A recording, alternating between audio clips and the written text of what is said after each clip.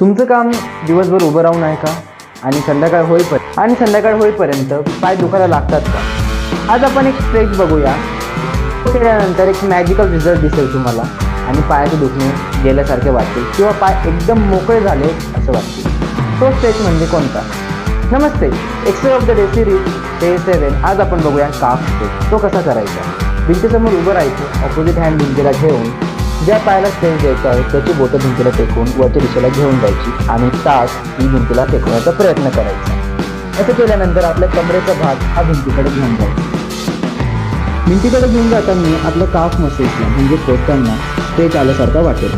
तो स्ट्रेच साधारणतः 30 सेकंद धरून ठेवायचा. 30 सेकंद झाल्यानंतर सावकाश पद्धतीने सोडायचा. सेम स्ट्रेच आपल्याला दुसऱ्या पायाने देखील करायचं आहे.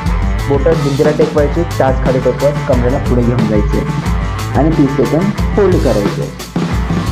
हे केल्यानंतर आपल्या पायांना मोकळे झाल्यासारखं वाटेल आणि जे दुखणे आले ते गेल्यासारखे वाटतील. तर लगेच हा स्ट्रेच करून बघा आणि सांगा तुम्हाला कसे वाटते. भेटूया पुढच्या सिरीजमध्ये. थँक्यू.